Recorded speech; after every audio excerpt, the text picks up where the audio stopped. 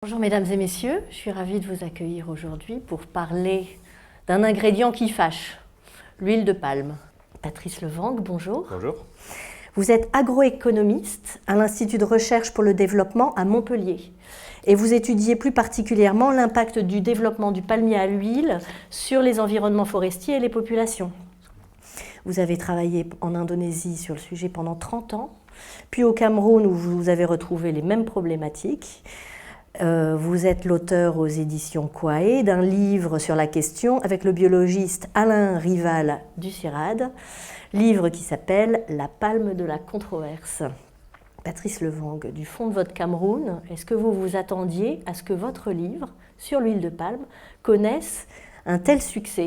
Il y a encore 5-6 ans, lorsqu'on se prenait à défendre le palmier à huile dans des arènes même scientifiques, il arrivait qu'on nous lance des chaussures, au moins virtuellement, on se faisait vraiment agresser. Et puis, au fur et à mesure, le débat a quand même évolué. Et de plus en plus de personnes se sont demandé, mais si c'est aussi mauvais que tout le monde le dit, pourquoi le palmier se développe-t-il à cette vitesse ? Et la controverse, en fait, est relativement récente, puisqu'elle date d'une dizaine d'années. La cause essentielle de la controverse, c'est le succès du palmier à huile.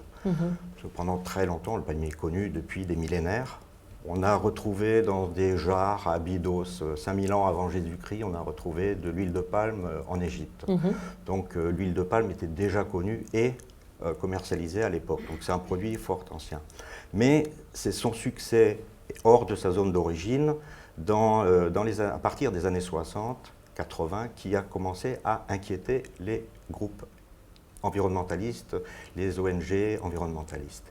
Et c'est à partir du moment où on s'est rendu compte que le palmier se développait essentiellement aux dépens de la forêt primaire, que tous ces groupes environnementalistes se sont mis à lutter contre l'expansion du palmier. Alors, pourquoi controverse? C'est parce que justement, le palmier est à la fois ce qu'on appelle donc cette plante miracle pour l'industrie et pour les populations qui la cultivent, et cette plante maléfique pour les orang-outans et les écologistes. Donc le palmier à huile est une herbe géante, une monocotylédone, qui produit des fruits que l'on voit ici, décrits, et chaque fruit contient plusieurs centaines de noix. La noix produit deux sortes d'huile en fait. L'endosperme tout autour, ce qui est rouge, produit la fameuse huile rouge ou huile de palme, et l'amande au centre produit l'huile de palmiste. Donc déjà ça, c'est deux sortes d'huile à partir de la même plante, qui est quelque chose de très intéressant. En plus de ça, le palmier à huile produit du vin de palme, produit des matériaux utilisés dans l'artisanat local, et même sur son lit de mort, si je peux me permettre, il produit encore des larves de charançon, des gros vers blancs qui sont très, très appréciés par les populations locales. Mais l'essentiel du succès du palmier provient de ses rendements extraordinaires. Sur le plan agronomique, c'est une plante extraordinaire puisqu'elle produit à l'hectare 4 à 8 fois plus d'huile que ses concurrents. En comparant la production et les surfaces utilisées pour produire l'huile de palme, on voit très nettement que pour une production, donc première production mondiale de plus de 33%, à peu près presque 40% maintenant, l'huile de palme ne couvre que 7% de la surface. Il faut à peu près 8 à 10 fois moins de terre pour produire de l'huile de palme que pour produire de l'huile de soja. Donc ça aussi, c'est un facteur très important. Tout cela, évidemment, une forte productivité, ça se répercute sur le coût de l'huile. L'huile de palme, depuis 15 ans maintenant, est de loin l'huile la moins chère sur le marché. Et ça aussi, ça intéresse beaucoup les producteurs, les industriels qui utilisent l'huile de palme dans énormément de produits. L'huile de palme contient des acides gras saturés. La saturation des acides gras, comme pour le beurre, donc toutes les graisses animales sont des acides gras saturés. Cette saturation provoque le fait que l'huile de palme est solide à température ambiante dans les pays tempérés. Donc ça déjà c'est un avantage énorme, ça permet d'une manutention beaucoup plus facile pour l'industriel. Et surtout, cette saturation a pour effet aussi des caractéristiques gustatives, ça permet un meilleur moelleux, et ça permet justement de remplacer le beurre, qui est un ingrédient cher, par l'huile de palme, qui a à peu près les mêmes qualités gustatives. Le palmier à huile ne survit pas à moins de 15 degrés. Donc sa répartition écologique est strictement intertropicale. Alors ça limite sa culture à la zone intertropicale, et lorsqu'on parle de développement du palmier, forcément les seules zones encore vierges, encore utilisables, sont le plus souvent des forêts primaires, à haute valeur de conservation, avec une biodiversité extraordinaire. Donc là, il y a qui dit expansion du palmier à huile va forcément dire concurrence avec la conservation des forêts. On accuse beaucoup le palmier d'être responsable de la déforestation aujourd'hui. Est-ce que c'est vrai, c'est faux? Alors, il est indéniable que l'expansion du palmier à huile s'est faite en Malaisie et en Indonésie presque essentiellement aux dépens de la forêt primaire. Mais encore une fois, accuser le palmier, c'est se tromper de cible. On n'a jamais vu un palmier avec une tronçonneuse dans la forêt. C'est l'homme qui décide de convertir la forêt pour l'agriculture, que ce soit pour planter du palmier ou que ce soit pour planter de l'hévéa, de l'acacia ou n'importe quoi d'autre. C'est la conversion de la forêt en un usage agricole qui est responsable. La consommation en huile augmente régulièrement, donc s'il faut convertir 8 fois moins de forêt pour planter du palmier que du soja, ça serait une erreur de condamner le palmier. À partir du moment où l'huile de palme atteint des sommets supérieurs à 1 000 $ la tonne, il n'y a plus rien qui arrête les investisseurs, même lorsqu'on leur dit que leurs terrains vont partir à la rivière, tant pis, ils en rachèteront d'autres, ils en prendront d'autres. Donc ça, c'est un gros problème. Voilà. Mais encore une fois, notre propos, Alain et moi, c'est qu'il ne faut pas se tromper de cible. Ce n'est pas le palmier qui est responsable. Il n'est ni responsable de la déforestation, il n'est ni responsable, en tant que plante, responsable de l'asservissement des ouvriers, de l'exploitation de l'homme par l'homme, comme on dit en Indonésie. Alors l'huile de palme est, comme on l'a vu, essentiellement produite au sud et consommée au sud. Donc depuis quelques années maintenant, pendant très longtemps c'était l'Afrique, mais depuis quelques années maintenant, vous avez 2 gros producteurs qui à eux seuls font à peu près 87% de la production mondiale, c'est l'Indonésie et la Malaisie. Quels sont ces grands défis que pose cette culture ? Alors l'essentiel, c'est qu'il va falloir assurer la production complémentaire. Donc d'ici 2050, on pense qu'il va falloir doubler la production d'huile de palme, rien que pour l'huile de palme. Oui. Donc il va falloir trouver de nouveaux terrains ou améliorer les rendements, etc. Et il va falloir augmenter la production tout en respectant l'environnement, éviter de continuer à détruire les forêts primaires restantes. Il va falloir arriver à aussi intégrer, respecter les droits des populations locales face aux grosses agro-industries, si possible intégrer le développement local avec le développement des agro-industries, si c'est le cas, et surtout donc économie, environnement et aspect social. Tout ça, ça fait beaucoup d'enjeux pour une seule culture. Et là, on a de grosses difficultés parce que les seuls, à l'heure actuelle, qui sont vraiment intéressés par ça sont les États-Unis et l'Europe. Et alors, comme on le voit sur le graphique, là, il y a 18%. Ce n'est pas les plus gros consommateurs. Les plus gros consommateurs sont au sud et eux, pour l'instant, privilégient surtout le prix des produits. Mais quelle est la proportion entre gros industriels et petits producteurs ? Alors au niveau mondial, à l'heure actuelle, elle est de l'ordre de 40%. Donc 40% de la palmeraie mondiale est aux mains de petits producteurs. Les petits planteurs ont un avantage au Cameroun par exemple, lorsqu'on essaye de promouvoir les petites plantations plutôt que de grosses agro-industries. D'abord, ça permet de réduire la pauvreté, mais ça permet aussi d'avoir un impact sur l'environnement parce que les petits planteurs ne vont pas avoir les mêmes logiques de déforestation que les grandes plantations. On a juste en 4 images, on voit bien la principale zone productrice d'huile de palme de plantations villageoises près de Nguei, EDA, Cameroun, au Cameroun. Donc nous avons cartographié là-dessus les palmeraies. On voit l'importance des palmeraies, c'est la principale zone de production. Il reste énormément de terrain pour faire du vivrier, il y a des mosaïques forestières, des jachères, il reste de tout. Si on compare à la même échelle la zone d'une agro-industrie, là c'est Soka Palm, Kienke, toujours au Cameroun. Toujours au Cameroun. À la même échelle, vous voyez l'impact. Et quand on regarde de plus près, qu'est-ce qu'il est advenu des surfaces déforestées en Indonésie, par exemple, là aussi, les chiffres sont très parlants. Sur ces 15 dernières années, sur 21 millions d'hectares de forêts primaires qui ont disparu, il n'y a que 3 millions d'hectares de palmeraies qui ont été créés. Quelles sont les solutions qui sont en place et qui peuvent être développées? Les terrains existent.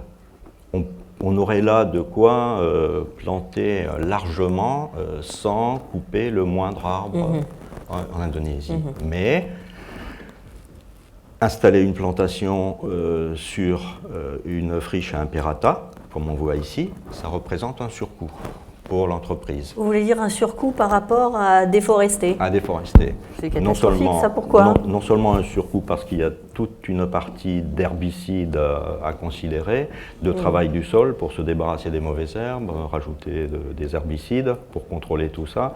Ensuite, c'est des terrains qui sont plus faibles et qui sont plus... qui ont peu de nutriments qui restent dans le sol, donc il va falloir augmenter les doses de fertilisation. Et surtout, ce qui les rebute le plus, c'est qu'il n'y a plus de bois à voler, il n'y a plus de bois à récupérer, puisque sur forêt primaire... Il faut fournir un peu la prime de départ. Sur forêt primaire, c'est la prime de départ. Rien qu'en récupérant le bois sur une forêt primaire, on arrive à couvrir pratiquement presque tous les frais de plante, pas tous les frais, mais une grande partie des frais de la plantation sont déjà pris en charge. Ensuite, la recherche est toujours active. On est arrivé à mettre au point des espèces résistantes aux différentes maladies sur le palmier. Il y en a encore le blast en Amérique latine qui est encore difficile à corriger, mais la fusariose en Côte d'Ivoire a pratiquement disparu suite grâce aux travaux du CIRAD en l'occurrence, qui est arrivé à développer des semences résistantes à la fusariose. Donc tout ça c'est possible. Est-ce qu'il y a un travail sur les rendements? Et les rendements, sur ces 10 dernières années, sur ces 20 dernières années, les rendements sont en croissance permanente.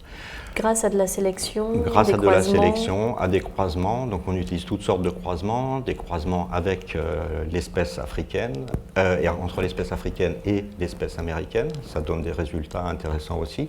Donc à l'heure actuelle, les meilleurs rendements, c'est de l'ordre de 4 tonnes d'huile en moyenne, 4 tonnes d'huile par hectare. On arrive sur certaines stations à avoir des moyennes de 6, et dans les meilleures conditions, on est arrivé jusqu'à 8 ou voire 12 tonnes d'huile par hectare. Bon, ça c'est dans des pots, sur de petites surfaces, mais c'est tout à fait possible. Bon, qui dit rendement de cet ordre-là, dit fertilisation massive. Ça va de soi, on n'a rien sans rien. Donc on ne l'obtient pas uniquement par la sélection d'arbres? D'une manière générale, les variétés sélectionnées à haut rendement sont des variétés à haut rendement parce que ce sont des variétés qui répondent bien à la fertilisation. Ah, d'accord. C'est un principe agronomique de base que beaucoup de paysans en Afrique ont du mal à intégrer. Donc à partir du moment où ils ont payé 3, 4, 5 fois plus cher un plant sélectionné, ils s'imaginent qu'en le plantant, il va produire 4 à 5 fois plus. Et là, ils ont oublié qu'il fallait mettre aussi 4 à 5 fois plus d'engrais.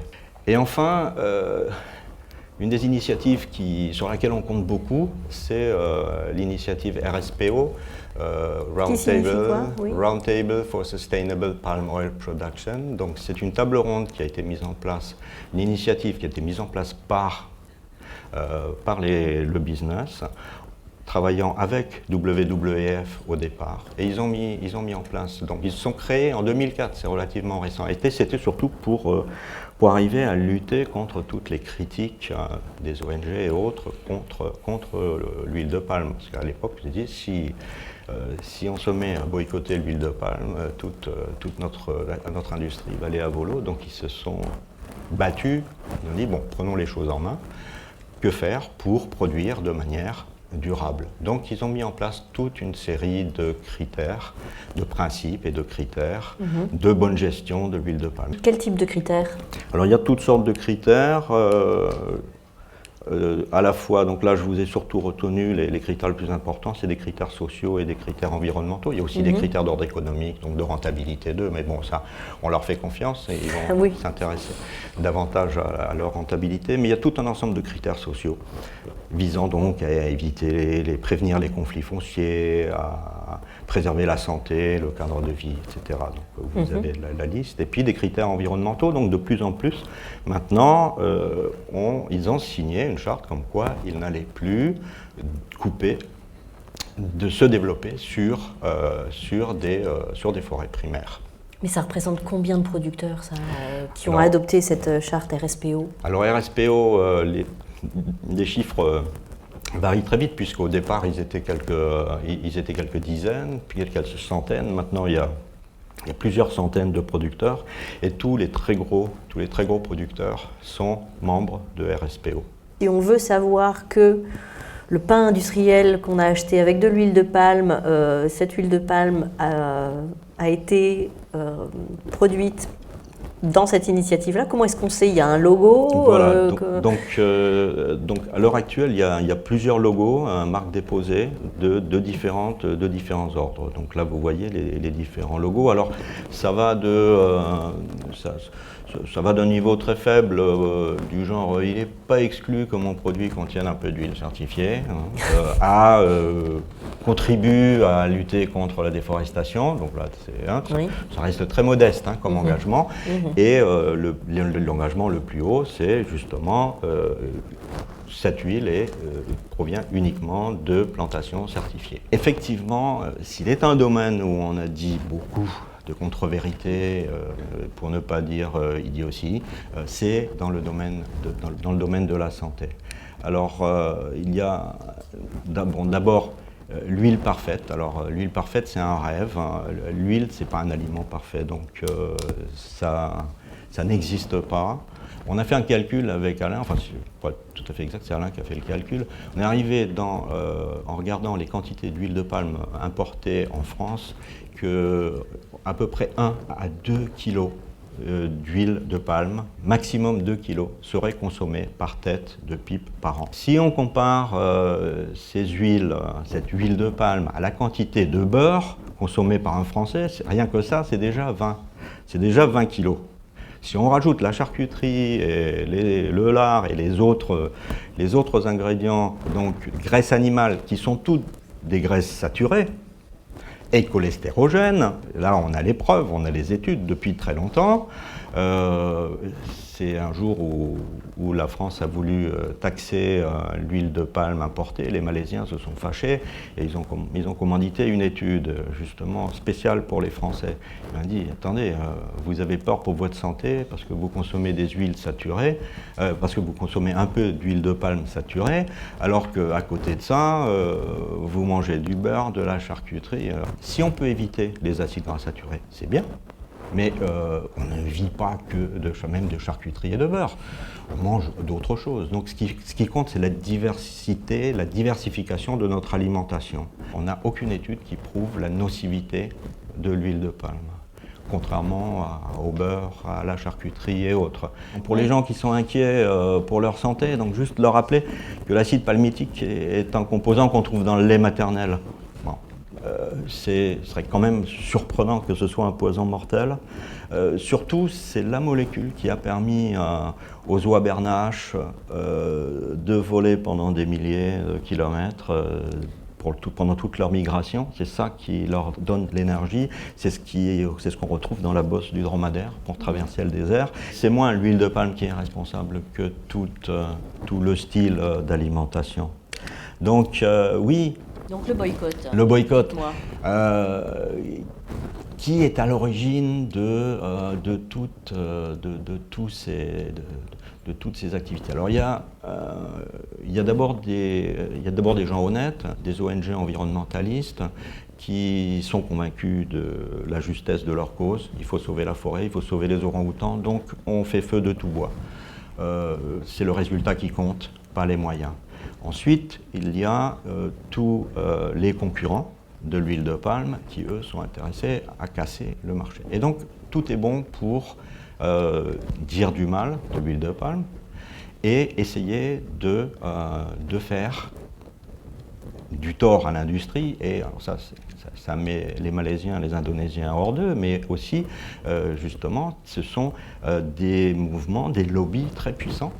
Et on a des lobbies européens, de colza, qui financent des ONG de conservation. Bon, ça n'empêche rien à la valeur, la validité de leur combat, mais ça montre quand même qu'il y aurait des choses à redire là-dessus.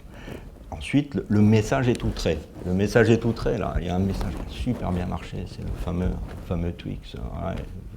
Vous avez deux doigts, c'est 2 doigts d'orang-outan. C'est moins que ça, c'est 0, quelque chose % d'huile de palme dans un Twix. Donc ça a à peine un quart de poil d'orang-outan dans le Twix, c'est pas les 2 doigts. Mais bon, cela dit, ça fait partie d'un combat qu'on espère valable. Le collègue du CIRAD a fait un petit calcul rapide. Si on voulait remplacer l'huile de palme produite en Indonésie par du beurre localement, il faudrait mettre des herbages avec plein de vaches sur à peu près la moitié du pays. On est loin du résultat. Donc vraiment, remplacer l'huile de palme par d'autres produits, c'est une hérésie. Le plus efficace à l'heure actuelle, ça serait le soja. Bon. Remplacer de l'huile de palme nocive par du soja OGM, pas sûr que ce soit un bon choix. Le résultat, c'est que c'est contre-productif. Si on faisait ça, on se retrouverait avec des conséquences économiques très importantes.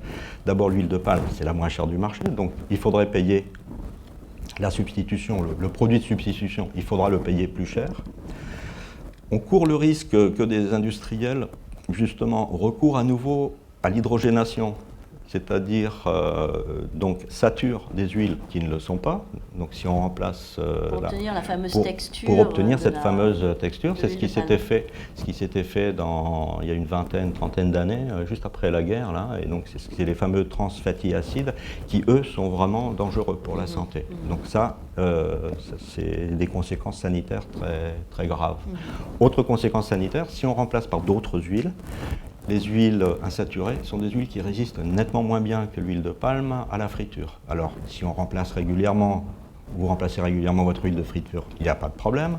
Par contre, dans un pays pauvre où on n'a pas les moyens de remplacer l'huile de friture régulièrement, on peut réutiliser de l'huile de palme beaucoup, sans trop de problèmes. Si on la remplace, on risque d'avoir production d'émanations cancérigènes, etc., de problèmes de santé de cet ordre-là. Et puis surtout, ça a des conséquences sociales, parce que c'est 40 à 50% de petits planteurs dans la filière qui sont sortis de la pauvreté. S'ils n'arrivaient plus à vendre leur huile de palme, ça aurait des conséquences très graves. Donc, et puis finalement, oui, conséquences environnementales. S'il faut 8 à 10 fois plus de terre pour développer du soja pour la même quantité d'huile, vous voyez vous-même. Donc c'est une de ces raisons qui nous avait vraiment poussé à rentrer dans l'arène.